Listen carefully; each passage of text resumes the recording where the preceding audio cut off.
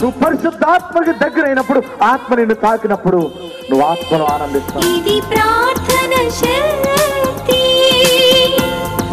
ప్రార్థన శక్తి, ఇది ప్రార్థన శక్తి.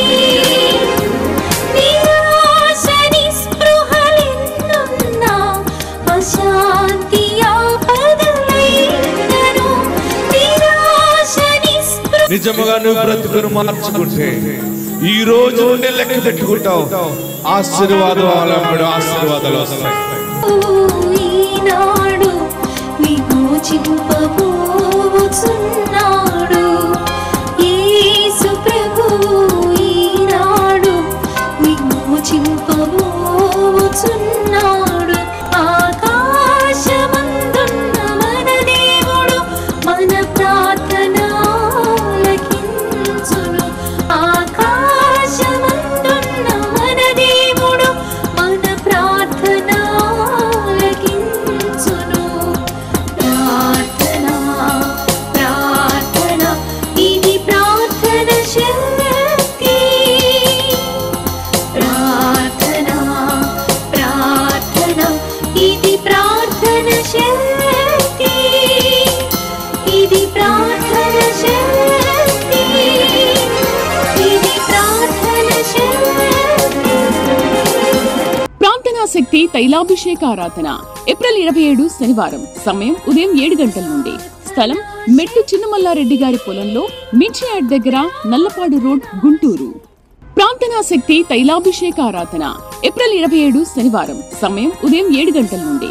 స్థలం మెట్టు చిన్నమల్లారెడ్డి గారి పొలంలో, మిర్చి యార్డ్ దగ్గర, నల్లపాడు రోడ్, గుంటూరు. ప్రార్థనా శక్తి తైలాభిషేక ఆదివారపు ఆరాధన సమయం ఉదయం 8:30 గంటల నుండి. స్థలం వైస్రాయ్ గార్డెన్స్, జుబ్లీ బస్టాండ్ ఎదురుగా, సికింద్రాబాద్. ప్రార్థనా శక్తి తైలాభిషేక ఆరాధన ఏప్రిల్ 29 సోమవారం. సమయం ఉదయం 8 గంటల నుండి. స్థలం ఎస్ఆర్ గార్డెన్స్, ఈనాడు ఆఫీస్, వైరా రోడ్, వెలుగుమట్ల, ఖమ్మం.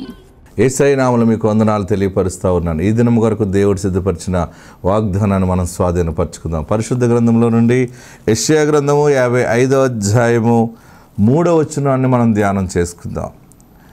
యెషయా గ్రంథము 55వ అధ్యాయము 3వ వచనంలో 4వ లైన్ అండర్లైన్ చేసుకోండి.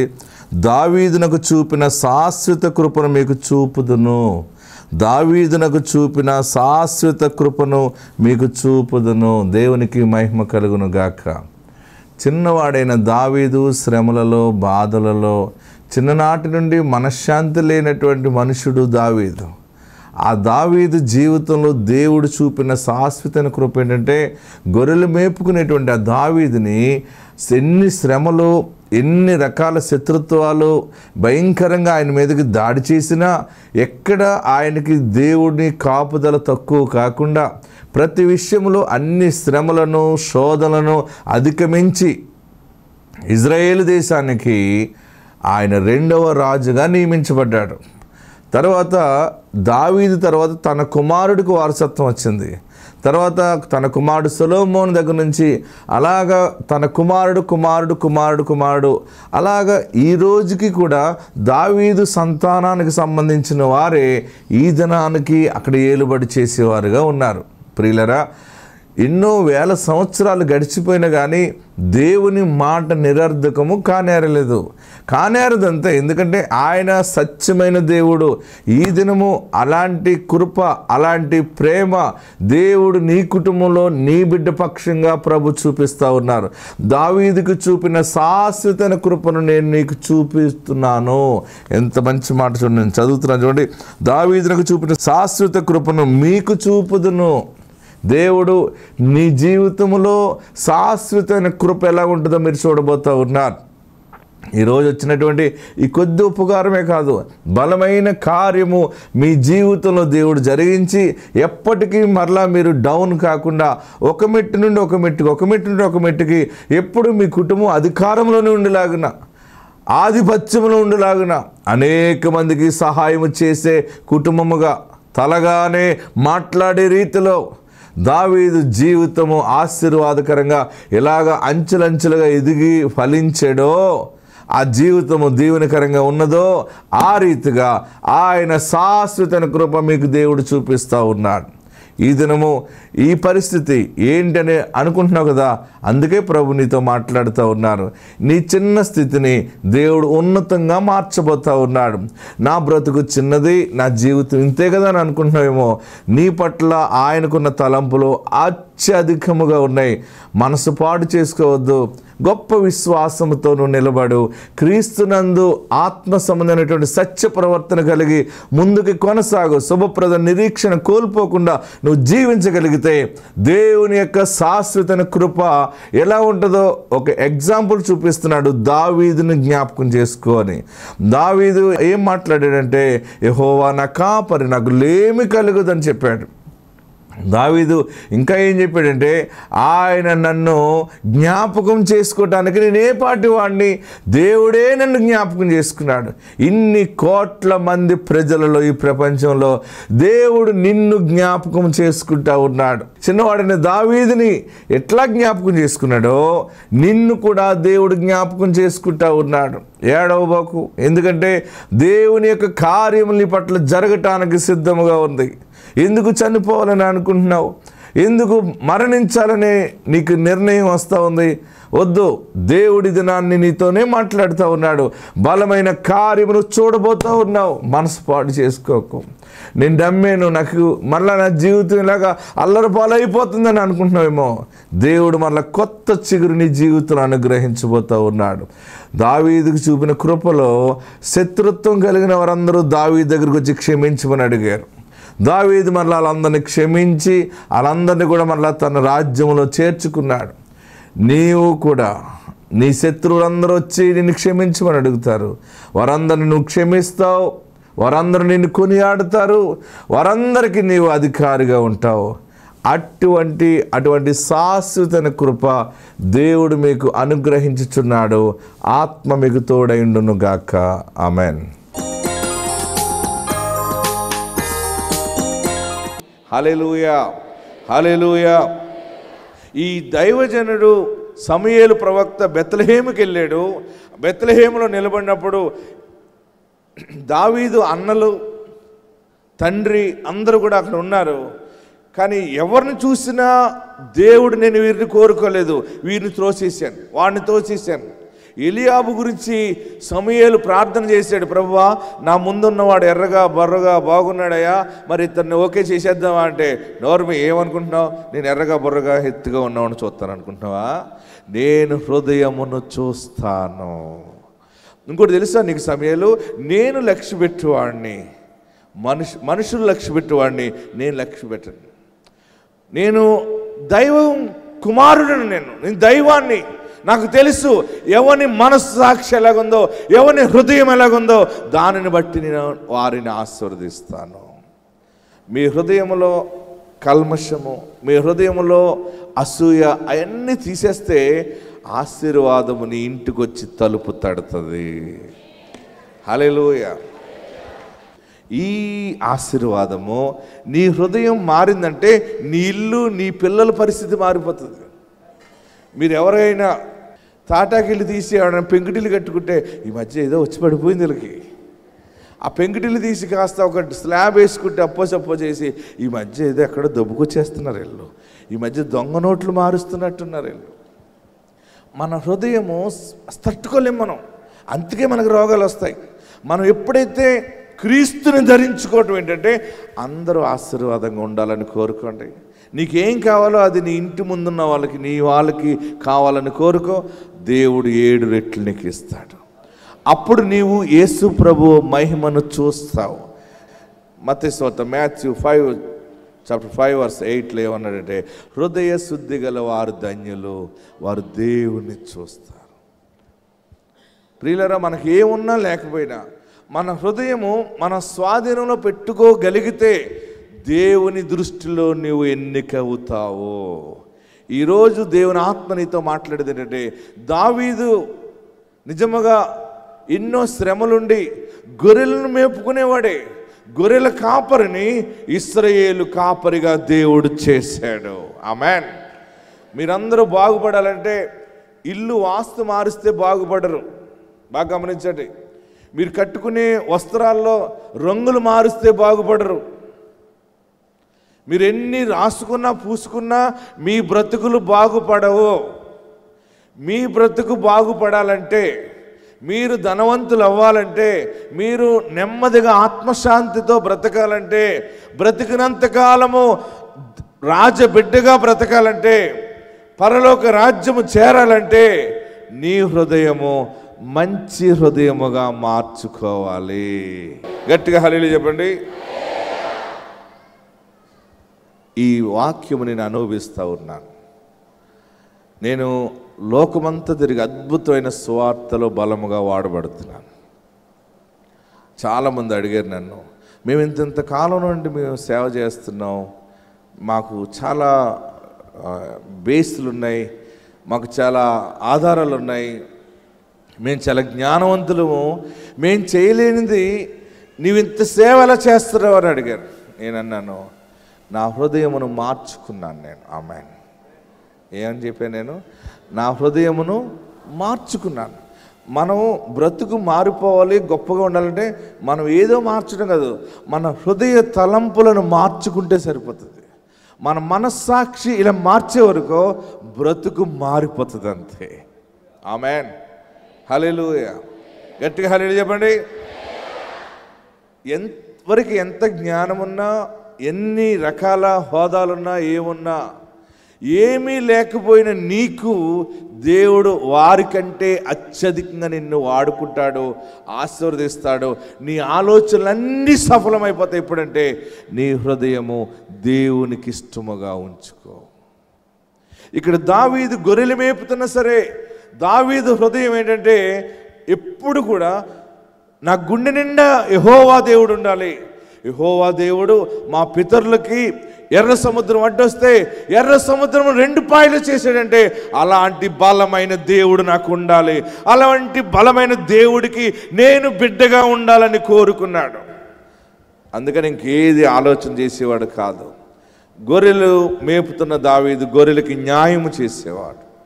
ఆ గొర్రెలు మేపుతున్న దావీదు మనసుని దేవుడు దృష్టించి తన హృదయమును దేవుడు చూశాడు గనక, వాళ్ళ అన్నలో అందరూ కూడా వేరే వేరే తలంపులతో ఉన్నారు, దావీదు ఒక్కడే దేవుని తలంపుతో ఉన్నాడు.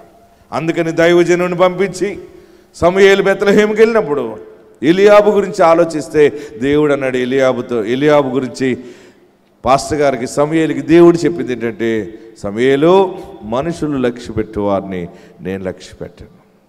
బహుశా నిన్ను నీ వాళ్ళు అంత విలువగా చూడట్లేదేమో. నీ స్టాఫ్లో, నీ ఫ్యాకల్టీలో, మీ పనిలో, మీ పొలంలో, మీ ఊర్లో, మీ గ్రామంలో, నీ గల్లీలో, నీ వీధిలో నీకు విలువ లేకుండా మాట్లాడుతున్నారేమో, నీకు ఏ అర్హత లేదని నిన్ను ద్వేషిస్తున్నారేమో. కానీ దేవుడు నిన్ను కోరుకున్నాడు, దేవుడు నిన్ను ఎన్నుకున్నాడు.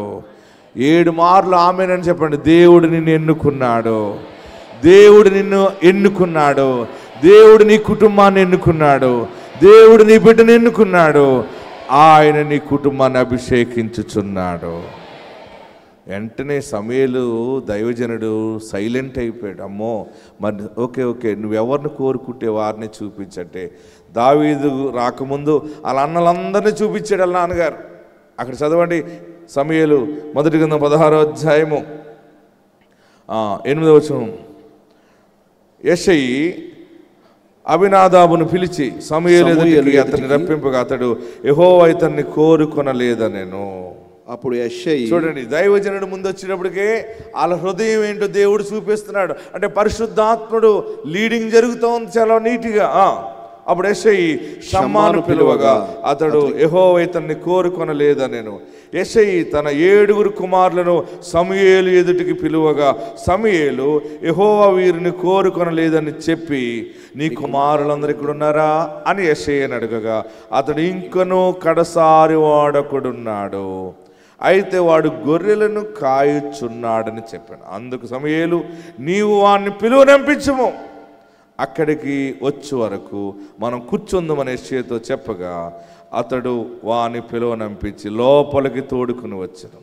అతడు ఎర్రని వాడును, చక్కని నేత్రములు గలవాడును, చూచుటకు సుందరమైన వాడునై ఉండెనుగా అతడు రాగానే దేవుని ఆత్మ చెప్తాం, నేను కోరుకున్నవాడు ఇతడే.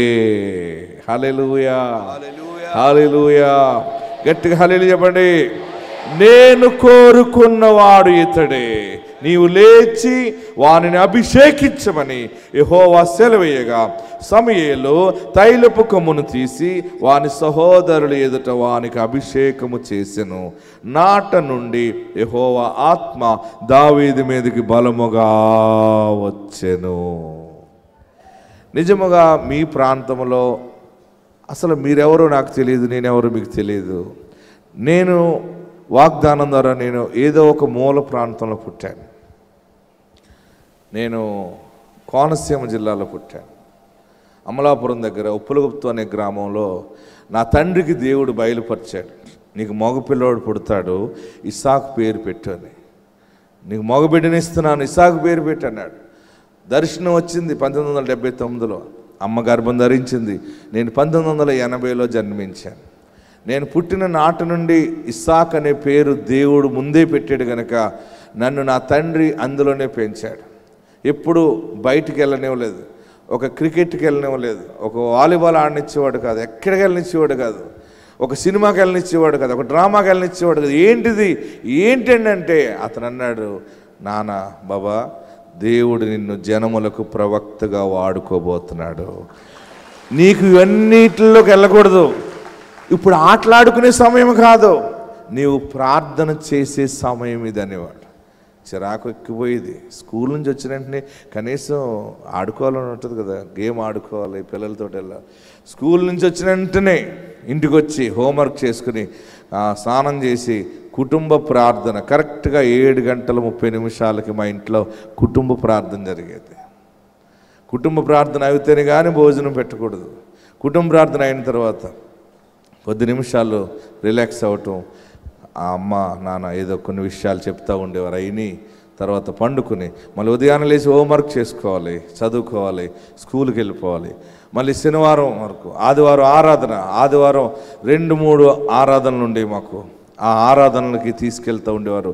కూడా వెళ్ళి డ్రమ్ము కొట్టడమే. మా ఫ్రెండ్స్ అందరూ అనేవారు, నీ పని డొమ్ము కొట్టుకోవటమే రా అనేవారు. ఏమనేవారు, నీ పని డోలు వాయించటమే, హలోలియా అనేవాడు ఒకడు. ఎంత సిగ్గేసిదో నాకు. వాళ్ళందరూ అలాగంటున్నారు అంటే పోయిందిలే అనుకోవచ్చు. మా స్కూల్లో మాస్టర్ కూడా నన్ను ఒక లెక్క అడిగాడు. లెక్కలు రాలేదు నాకు. ఆ లెక్కలు రాకపోతే వెనకాల కూర్చున్నాం అనమాట. లెక్కలు రాని వాళ్ళందరూ వెనకాల కూర్చున్నాం మేము. ఆ మాస్టర్ వస్తాడు, మనకి ఏం అర్థం అవ్వట్లేదు ఈ లెక్కలు అని చెప్పి నేను వెనకాల కూర్చుంటే నాతో పాటు లెక్కలు రాని గుంపు అంతా వెనకాల కూర్చునేది. వాళ్ళలో నేను కొంచెం పొడవుగా ఉండేవాడిని. ఈ మాస్టర్ వచ్చి నువ్వు లేచి ఈ లెక్క చెప్పు అన్నాడు. నాకు రాదండి అన్నాను. మరి ఇక్కడ ఏం చేస్తున్నావు అన్నాడు. ఇక్కడంతా కూటం పెట్టావా అన్నాడు. మీ నాన్న పాస్టర్ కదా, నువ్వు కూటం పెట్టావా, ఇక్కడ వీళ్ళందరినీ వేసుకుని కూటం పెట్టావా అని అందరిలో కూడా ఎగతాళి చేస్తే ఆ రోజు సీరియస్గా ప్రార్థన చేశాను, ఈ మాస్టర్ చచ్చిపోవాలి ప్రభువా. మనకి కోపం వచ్చేలా చేస్తాం మనం, కానీ మారు మనసు వచ్చిన తర్వాత ఆ మాస్టర్ బతికే ఉన్నాడు ఇప్పటికీ. మొన్న వెళ్ళి ఆ మాస్టర్ దగ్గరికి వెళ్ళి, సారీ అండి, నేను అప్పుడు చదువుతున్నప్పుడు మీరు చచ్చిపోవాలని ప్రార్థన చేశానంటే ఆయన ఒకసారి బిగిసిపోయా, ఏమని చేశాను, చచ్చిపోవాలని చేశానండి, కానీ ఒప్పుకుని విడిచిపెట్టేస్తున్నాను. నేను ఇప్పుడు మీకు చెప్పేస్తున్నాను, మీరు రక్షించబడాలని ప్రార్థిస్తున్నాను, మీరు మా సైట్లోకి రండి అని చెప్పి మన ఎస్టేట్లోకి పిలిచి ఆయన చేత అనాథ పిల్లల ఆశ్రమం ఒకటి పెట్టాను. ఆ ఆశ్రమాన్ని ఆయన చేత ఓపెనింగ్ చేయించాను. ఆయన మైక్ ఇచ్చుకుని మాట్లాడాడు. ప్రియులరా, మనకి కోపం వచ్చి డోలు కొట్టుకోవటమే, నీ పని డోలు కొట్టుకోవటమే అన్న వాళ్ళందరూ కూడా అందరూ పనికిమాలలో అయిపోయారు. అక్కడ వారి ముందు ఆ డోలు వాయించిన నన్ను యేసు రాజబిడ్డగా నడిపిస్తావు. హల్లెలూయా, హల్లెలూయా. మనము సిగ్గుపరచబడము. ఆమేన్. మనము సిగ్గుపరచబడం. కొంచెం ఆ సంతోషం మనకి లేదని అనుకుంటాం, కానీ మనల్ని దేవుడు ఒక క్రమశిక్షణలో తీసుకెళ్తున్నాడు. నిన్ను నీ బిడ్డల్ని ఒక ప్లాన్గా తీసుకెళ్తున్నాడు. అభిషేకము నీకుంది. దావీదు క్రమశిక్షణగా ఉండి హృదయం అంతా దేవుని స్తుతిస్తూ ఉండేవాడు కనుక దావీదుని దేవుడు ఎన్నుకున్నాడు. అప్పుడు దావీదు తండ్రిని పాస్టర్ గారు అడిగాడు, అందరూ చూపించావు అంటే నా 7 కొడుకుల్ని చూపించేసాను నీకు అన్నాడు.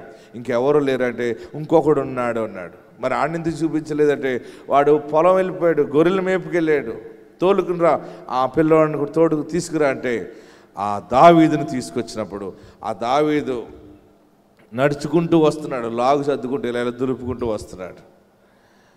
ఆ మనుషుడు అలా నడుచుకుంటూ వస్తుంటే దేవుని ఆత్మ దైవజనుడి మీదకి వచ్చి చెప్తుంది, నేను కోరుకున్న మనుష్యుడు ఈ మనుష్యుడే. హల్లెలూయా, హల్లెలూయా. నీ జ్ఞానం అక్కడికి రాదు ఆశీర్వాదానికి, నీ అందం అక్కడికి రాదు, నీ చదువు అక్కడికి రాదు, నీ తెలివితేటలు, నీ బంధుబలం అక్కడికి రాదు. నీ హృదయము దేవుని ఎడల సరైనదిగా ఉంటే ఆయన నిన్ను కోరుకుంటాడు. ఈరోజు ఈ అభిషేకానికి మీకు తెలిసి ఉండొచ్చారో తెలియకొచ్చారో, అందరూ వెళ్తున్నారని కొంతమంది వస్తారు, కొందరు ఏదో మంచి జరుగుతుందని కొంతమంది వస్తారు, లేదు ఆ దైవజనుడు వస్తున్నాడు ప్రవక్త మనం వాక్యం వినాలని కొందరు వస్తారు, కొందరు సమస్యలతో వస్తారు. ఎలాగైనా వచ్చేవు అంటే దేవుడు నిన్ను కోరుకున్నాడు. ఇక్కడికి దైవజనుడు నన్ను ఇక్కడ తోడుకొచ్చాడు. నేను ఎక్కడ ఉప్పలగుప్తంలో పుట్టాను, నేను హైదరాబాదులో ఉంటున్నాను, హైదరాబాదులో సేవ చేస్తున్నాను. నేను ఉండేది హైదరాబాదు నుండి మీ ప్రాంతం వస్తున్నాను, మీ ప్లేస్కి ఒక బాధ్యతగా నేను వస్తున్నానంటే నాకు తెలియదు, ఇది మీ దగ్గరికి వస్తానని నాకు తెలియదు, మీరు ఎవరో నాకు తెలియదు, కానీ మీ మీద దేవుని ప్రేమ ఎంత అధికంగా ఉందో నేను చూస్తూ ఉన్నాను. దేవుడు మిమ్మల్ని కరుణించి ఉన్నాడు, దేవుడు మిమ్మల్ని జ్ఞాపకం చేసుకున్నాడు. మీ కుటుంబాల్లో గొప్ప అభిషేక వెలుగు దేవుడు అనుగ్రహిస్తూ ఉన్నాడు. ఆ సమూయేలు ఏ రీతిగా తన సహోదరుల ముందు తైలమును తీసుకుని ఆ దావీదు శిరస్సు మీద పోసి ప్రార్థన చేసినప్పుడు నాట నుండి యెహోవా ఆత్మ దావీదు మీదకి బలముగా దిగి వచ్చింది. బహుశా నిన్ను నీ కుటుంబాన్ని ఎవరు గుర్తించలేదేమో కానీ దేవుడు గుర్తించాడు. దేవుడు నిన్ను నీ కుటుంబాన్ని ఆశీర్వదించుచున్నారు. అందరూ తలలు వంచండి, కళ్ళు మూసుకునండి. ఎక్కడుండేవారు అక్కడ లేచి నిలబడి కళ్ళు మూసుకుని చేతులు జోడించి, ప్రభువా నన్ను కోరుకున్నావా బాబు, లోకంలో గొప్పవారు ఉన్నారు, పెద్ద పెద్ద ఆఫీసర్స్ ఉన్నారు, జమీందారులు ఉన్నారు, రాజులు అనబడిన వారు ఉన్నారు, గనులు ఉన్నారు, ఈ బలహీనురాల్ని నన్ను కోరుకున్నావా, అందుకేనేనా నువ్వు నా ఇంటికి వచ్చావు బాబు అని ప్రార్థన చేయండి.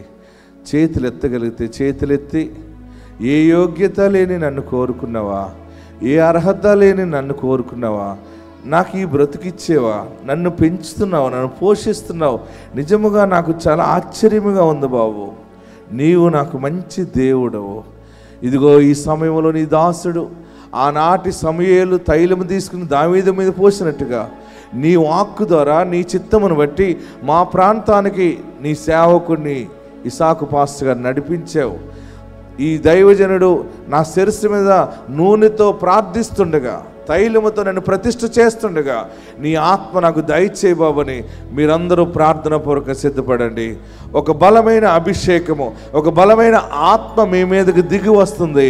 బలమైన ఆత్మ మిమ్మల్ని అన్ని విషయాల్లో జయప్రదముగా నడిపిస్తుంది. ఆత్మ ద్వారా నేను చిగురు పడతావు, ఆత్మ ద్వారా నీ బిడ్డ సెటిల్ అవుతాడు. నీ కుమార్తె, నీ శుభకార్యము అన్నీ కూడా దేవుని చిత్త ప్రకారం జరగబోతూ ఉన్నాయి. అందరూ కూడా ప్రార్థన చేయండి. హల్లెలూయా. ప్రభువా నన్ను ఎన్నుకున్నావా, నన్ను నువ్వు కోరుకున్నావా. మనుషులు ఎవరు కోరుకోలేదు నన్ను, మనుషులందరూ ద్వేషించారు, మనుషులందరూ నన్ను దూషించారు. నన్ను చిన్న చూపు చూస్తున్న సమయంలో ఈరోజు నువ్వు నాతో మాట్లాడేవా. బహుశా అందరికీ నువ్వు దొంగగా కనపడుతున్నావేమో, అందరికీ నువ్వు వ్యభిచారిగా కనబడుతున్నావేమో, అందరికీ నీవు నరహంతకురాలుగా కనబడుతున్నావేమో, అందరికీ నువ్వు అబద్ధాలు పలికే మనిషిగానే కనబడుతున్నావేమో. నిన్ను అందరూ అలాగ గుర్తించి అవమానము చేసి పదే పదే నీ గాయాన్ని, నీ హృదయాన్ని దిగజార్చేలా మాట్లాడుతున్నారేమో. గుండె నిండా దుఃఖముతో ఉన్నావా, డబ్బులు లేవని పేదరికాన్ని బట్టి నిన్ను అనేక నిందలు నీ మీద మోపుతున్నారేమో. అయినా ఆయన నిన్ను విడిచిపెట్టలేదు. యేసు నిన్ను ప్రేమించుచున్నాడు. యేసు నిన్ను ప్రేమించుచున్నాడు. అందుకే ఒక జీవనాధారము దేవుడు నీకు పెట్టాడు. అందుకే ఒక దారి నీకు చూపించాడు. ఈరోజు ఈ అభిషేకం ద్వారా నీ కన్నీళ్ళు ముత్యాలుగా మారుతాయి. ఏడుస్తున్నావా? పదే పదే బాధపడుతున్నావా? నాకెవరు లేరు, నాకేది లేదు, ఏదో మొండిగా బ్రతుకుతున్నాను కానీ నాకు ఆధారం అంటూ ఏది లేదు. ఏది చూసి నేను ధైర్యంగా ఉండాలి? ఎవరిని చూసి నేను ధైర్యంగా ఉండాలి? అసలు నేను ఎందుకు బ్రతకాలి?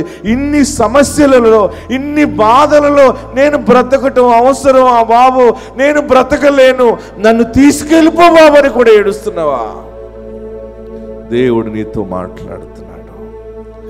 నిన్ను ఆయన కోరుకున్నాడు. నిన్ను ఆయన కోరుకున్నాడు. ఆయన నిన్ను ఎన్నిక చేసుకున్నాడు.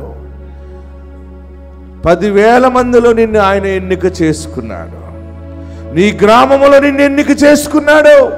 నీ పట్టణములో నిన్ను ఎన్నిక చేసుకున్నాడు. నీ కుటుంబమే ఏలుబడి చేయబోతా ఉంది. నీ కుటుంబమే అధికారంలోకి రాబోతా ఉంది. ఆయన నిన్ను ఎన్నుకొన్నాడు. హల్లెలూయా.